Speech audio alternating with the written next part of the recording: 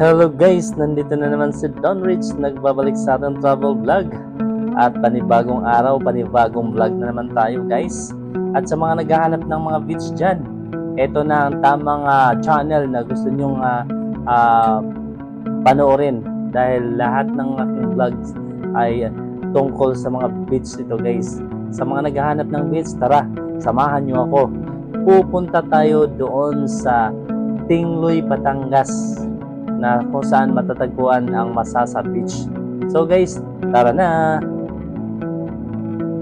Tapos pala sa mga commuters papuntang Masasa Beach, sasakay lang kayo ng bus papuntang Batangas Grand Terminal.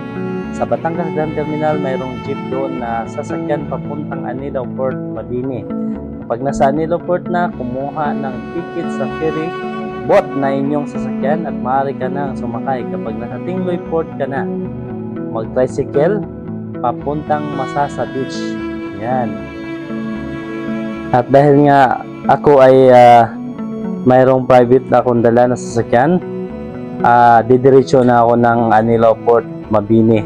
So pagdating ko doon guys, sa mga sasakyan naman, pagdating natin doon sa Anilao Port, mayroon tayong pag-iwanan ng ating sasakyan, may parkingan doon at may nagbabantay din naman, at kukuha na tayo ng ticket, sasakay ng ferry boat patawid papunta doon sa Tingloy Port.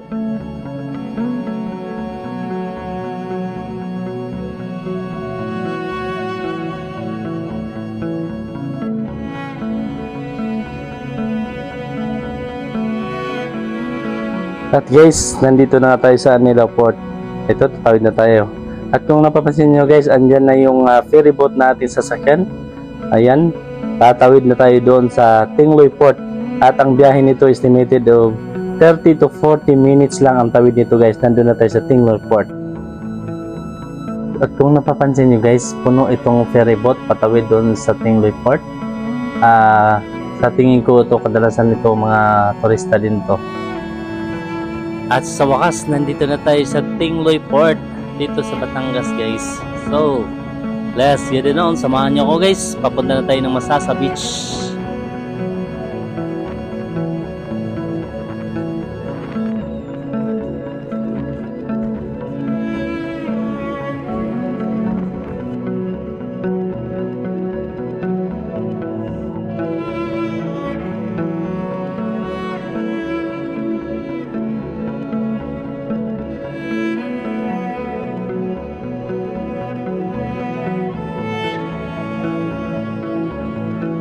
At sa mga walang dalang baon dyan guys, sasakay kayo ng tricycle, sasabihin nyo lang sa driver na idaan kayo sa pwedeng pagbilhan ng mga baon. Kasi doon sa Masasa Beach daw, wala nang mabilhan masyado, maliliit na tindahan na lang. Okay guys, nandito na ako sa Masasa Beach na matatagpuan dito sa Tingloy, Batangas, Barangay San Juan. So ito guys, ito yung area nila. Parang itong mayroon silang mga transient house dito na kumbaga kung saan iba-ibang may-ari ng transient house. At saka guys, kung mapapansin natin, bago makakarating dun sa kanilang beach, andito dadaan muna tayo ng mga palayan. So dito tayo guys, tingnan natin itong kanilang transient house. Actually guys, itong transient house na ito kabila, ito yung ibang may-ari ng mga transient house kasi kanya-kanyang may-ari kasi dito. Bawat transient house iba-ibang may-ari, hindi yung isang may-ari lang. Kumbaga, pag nakapag-booking ka, kung sinong nakapag-book sa'yo, doon ka pupunta sa kanilang transient house. Kasi bago ka pumunta dito, kailangan mo mag-booking kasi baka mamaya wala ka na makukuha ang transient house. At saka guys, dito, ito yung unang bubungad na transient house natin dito. Itong area na to, ayan guys, kung napapansin nyo. Ayan, di ba? Medyo okay naman talaga yung mga ano nila. Hindi naman kagandahan na sabihin natin mga building. Pero guys, itong lugar na to, kung napapansin natin, ayan may mga aircon din sila. Meron din silang mga kubo type. At saka ito, napaka maliwalas yung kanilang lugar. Although, yung harap nito ay yung yung kanilang Ayan. Rice field. Pala yan. Natin. Ayan, guys, at sa akin doon nakapaikot dito, bundok. Ayan o. Kita niyo yung bundok na yan. Ayan o. Paikot yan. Pababa dito. Hanggang doon. At doon yung pinaka-beach. Ayan. Yung pinaka-beach yan. Pupunta tayo doon. Anong activities meron dito, sir? Dito sa Sombrero Island. Sombrero Island? Opo. Tapos? Sipo Island doon po sa pinag-shootingan ni na Dugong. Pinag-shootingan ng pelikula, Dugong, no? Tapos? Teleserye. Teleserye. Tapos? Tapos, pag nakatapos po doon, din na maghahanap tayo ng mga pagong. Ilang area ang pupuntahan dyan sa island natin na yan? Anong mga lugar yan? Yan po, Isla Sombrero, saka yung Sipok Island. Sipok Island. Tapos sa may Pangapagong. Yung fish ano daw yun? Feeding? So, yun doon na po sa Sombrero. So, magkano yung island hopping na yan? 2,000 po ang nakabuhan ng isang biyahe. Ilan yung capacity? 4 po ang capacity. Pero 4 ang capacity. Pero, yung 4-5 ganun. 4-5.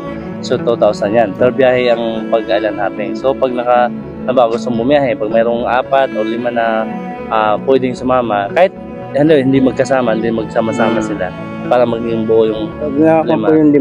Basta 2,000 hati-hati na lang. Pero kung wala naman sa hati, kung buo naman din sila, o kung 2-3, basta babayaran 2,000 per biyahe. So, aside doon, sir, dito sa beach kasi hindi ko naman napupuntahan yun.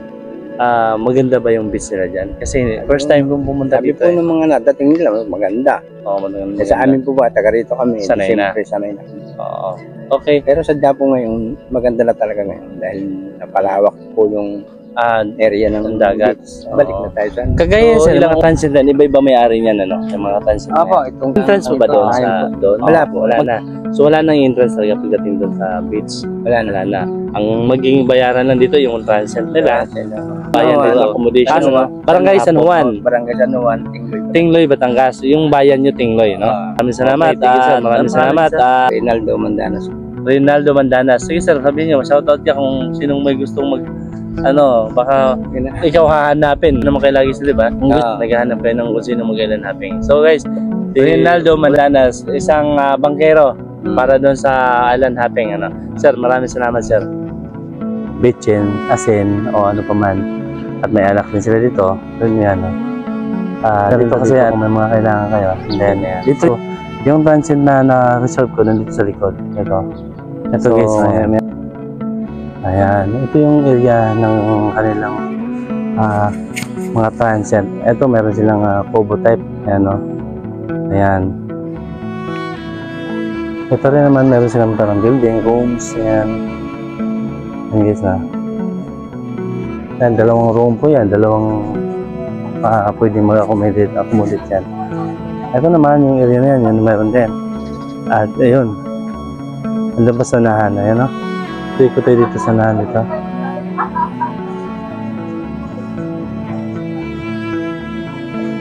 Ayan guys, ha. Ito yung area nila. Bawal daw, ayon sa dito sa gabi, na tanong natin dun sa mga nandito. Bawal daw po ang overnight doon sa mismong beach. Pwede ka mag-overnight dito lang sa transient nila. Dito ka mag-stay. Ayan guys. Pasukin natin yung transient na booking ko dito. Ito pala yung ito yung room. So ayan, meron silang table at 2 table. 2 table kasi 2 room. So ayan. At saka dito sa loob guys, meron na silang video kay. Ayan. Wala kayo bang dito kung nasa loob ka, mag-video kay. Ayan. At saka may 2 table sila. Ayan, pilaan. At saka ito yung kanilang kitchen, yung lutuan area. Ito yung lababo, ayan. Ito yung CR kanina guys. CR, at ito naman yung kanilang pwedeng shower. Banlawan. Pag ikaw naliligo ka. So guys, ito kanila, tingnan nyo naman banlawan. Hindi natin masasabing class talaga. Pero pwede nito. Actually, kagabi pa marami nang nagbubuking talaga dito. Puno to sila dito. Talagang maraming naka-stay dito. nagabang para dito sa itong araw na to. Umaga, pupunta dyan, magliligo dyan. Ayan. Sa Masasa Beach. Ito. So, ayan guys, oh. Kita nyo na. Ayan. Nakabuhan nila guys, oh. Ayan. Mayroon na kompleto din sila sa gamit guys. Ayan, oh. May mga plato, kutsara, baso, kapihan, sa lahat. Kompleto din dito sa mga kailangan mo po nagluluto kung nandito ka sa loob. Actually, share na yan kasi yung kabilang kwarto na yan. Kung may mag-accommodate din, dito rin sila sa loob. Kailangan bigayin na lang. Ito guys, sa table pa. Ayan, no? Kayo na bahala guys. Kayo na bahala kung sino mga gustong pumunta dito sa Masasa Beach na matatagpuan dito sa Tingloy, Batangas. Kayo nang bahala guys para ito nakita nyo naman ayan o. Ito yung kanilang actual na transient house. Actually ito yung na-booking ko. Ang naghalaga ito ng 1.5. Ayan.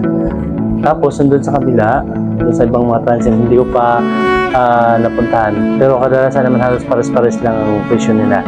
2,000 with aircon na yan.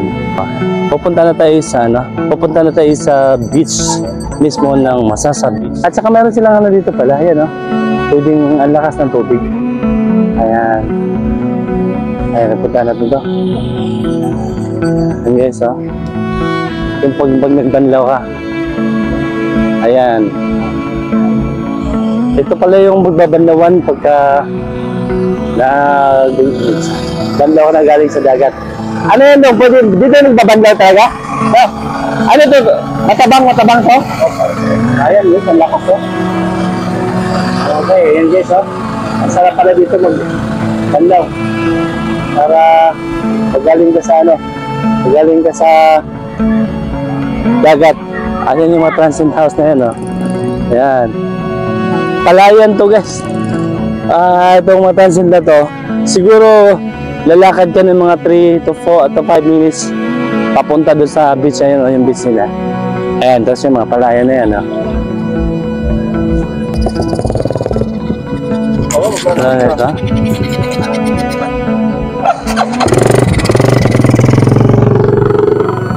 Ayan. Ito pala. Ito, may bagong pananim pa na palay At saka doon sa unahan, may mga mais. Ayan. Ito naman, hindi pa natataniman dahil medyo tumigas na yung kanilang palayan ito, side na to. Although mayroon naman silang tubig, supply sana, kaya lang hindi na nila pinaniman.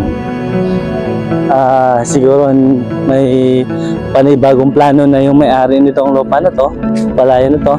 Baka wala na sila sa plano talaga na magtanim ng palay dito kasi mukhang matagal na hindi natataniman. Kaya guys, ayan, ito naman yung kakasalubong natin. Pauwi na to siguro kanina pa tong umaga. Ayan. So yung guys, napapansin natin, mula doon, doon sa may parang pinakadulo ng bundok niyan, paikot itong kanilang beach. Ayan, yan dito. Yung napapansin nyo, ang daming naliligo ngayon. At talagang maganda rin naman talaga ang kanilang beach. Kaya lang, ang problema nito, ang transient house nila or cottage na pwede mong pag-isihan dito ay doon sa malayo. 5 minutes ang lakarin mo papunta dito sa beach mismo.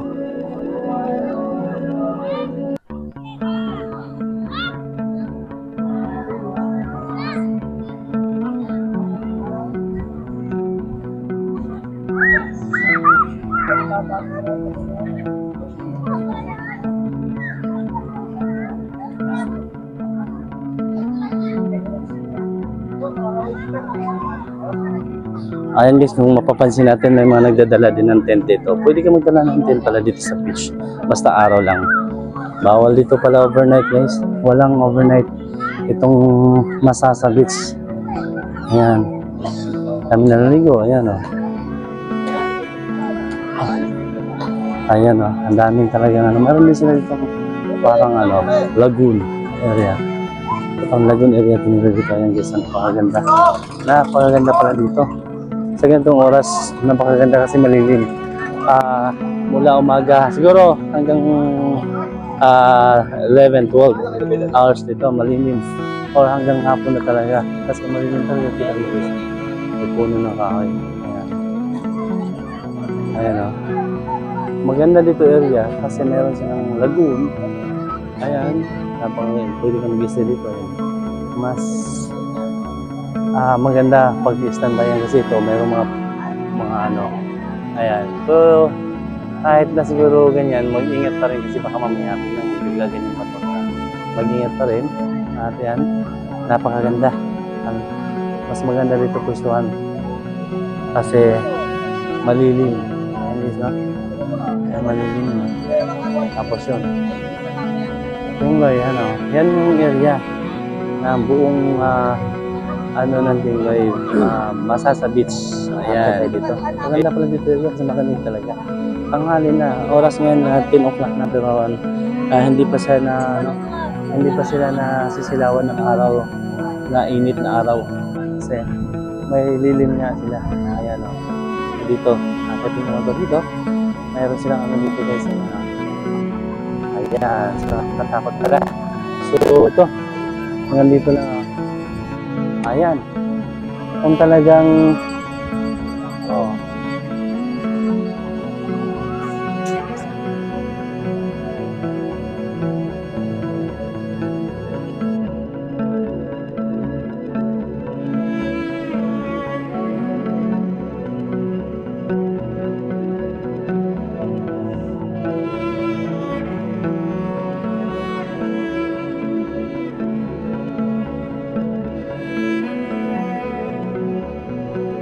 so guys, ito yung Masasa Beach na nakita nyo na.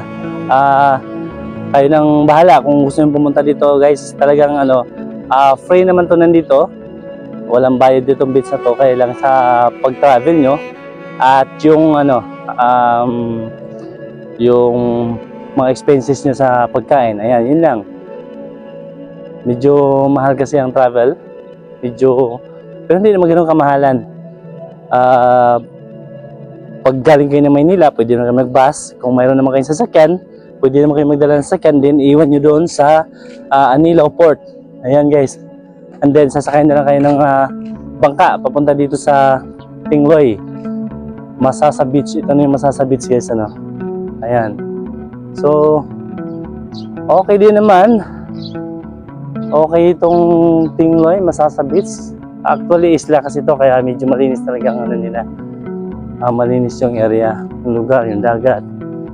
Kasi isla. Ayan. Meron silang mga island hopping dito guys na maraming naliligo. Ayan. Pwede kang umakyat dyan guys, no? Bakit din sa taas, may daanan. Doon ka. Pwede kang mag-view doon. Kaya lang ayaw ko nang umakyat kasi nahirapan ako umakyat dyan. Mga bato-bato kasi. Ayan. Ayan guys, no? Dito na tayo, babalik na tayo dito sa pinaka-area ng ng liguan talaga nila. Kasi dito banda area sa likod ko, for picture taking, okay, maganda siya. Malinis at saka yung lagoon nila maganda for picture taking talaga. But yung kanilang dagat na pagliguan, medyo mabato. So dito area, sa kabila, ito sa unahan, ito sa pinaka-front, pag nanggaling ka dun sa mga transient house, dito yung mapinong buhangin. At maputi, kaya dito area maraming naliligo. Usually talaga naliligo nandito. Pero sa mga picture taking, dun area na yun. So yan.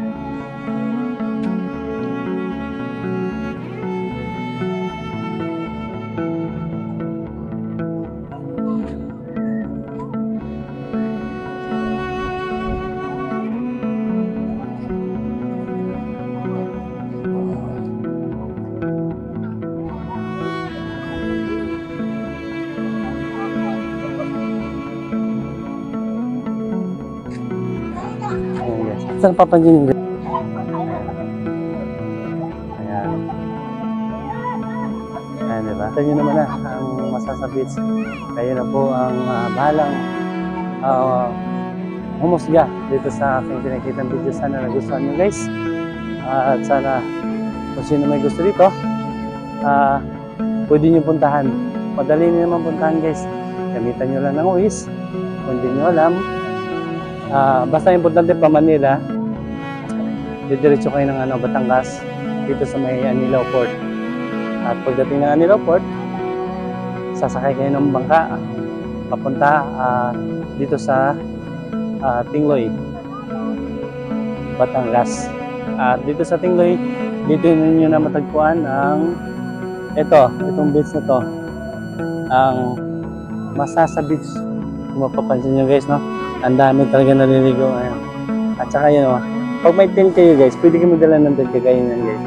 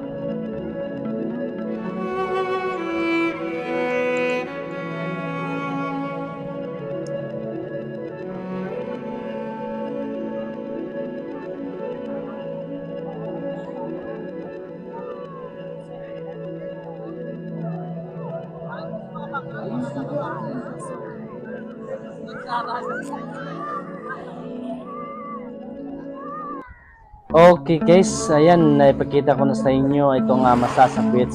At para dyan sa aking mga followers, subscribers at mga naghahanap ng beaches dyan, at sana nagustuhan nyo itong pinakita ko sa inyo, itong Masasa Beach na matatagpuan dito sa Tingloy, Batangas. At ganun din guys, no, mag-review tayo sa details sa travel. Ayan, reviewin natin na 160 ang payment sa ferry boat at saka 100 for environmental fee, at yung tricycle na sinasakyan papuntang Masasa Beach from Tingloy Port is 80 pesos for pax yan one way. At bago pala makalimutan yung lahat guys, no, mayroon tayong mga paalala na yung last trip ng ferry boat patawid dito sa Tingloy ay 4 p.m. Yan po ang last trip nila. Wala na po, pag naabutan kayo sa last trip, hindi na kayo makasakay, wala na biyahe guys. So dapat 4 o'clock nandun na kayo para makahabol kayo sa last trip dito papuntang Tingloy. So hanggang dito na muna ang aking pagbablog guys, no? At maraming salamat sa aking mga subscribers ulit at sa mga followers. Sana huwag kayong magsawa sa papanonood nitong aking mga videos at sa mga upcoming videos ko pa na gagawin guys sa iba't ibang mga beaches pa na matatagpuan sa iba't ibang lugar. At maraming salamat ulit sa mga viewers at sa mga naghahanap ng beaches dyan. Sana nagustuhan nyo itong aking mga videos, at ganoon din sa channel ko na to guys. Panoorin nyo, ang daming mga uploaded ko ng mga videos dyan. Mamili lang kayo guys. At thank you very much. Huwag nyo kalimutan i-like, i-share at subscribe itong aking channel, Don Rich Channel.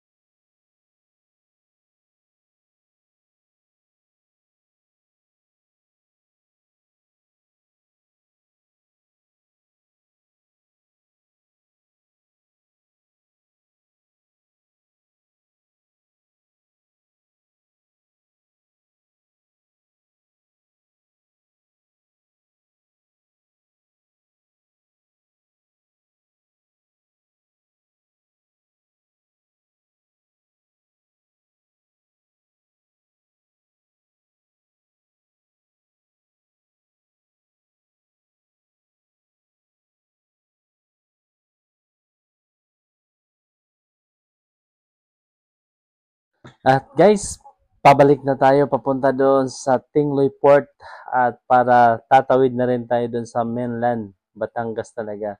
Doon sa Mabini, Nilao Port. So guys, maraming salamat sa mga nanonood dito sa aking video at sana nagustuhan nyo ang pinakita kong video, lalo-lalo na sa mga naghahanap ng mga beaches. At ganun naman guys, hindi lang itong video ko, mayroon pa akong ibang na-upload at sana mapanood nyo rin at para makapili kayo ng gusto nyong puntahan na beach. At maraming salamat sa aking mga subscriber at sa mga hindi pa nag-subscribe sa akin guys, sana mag-subscribe na kayo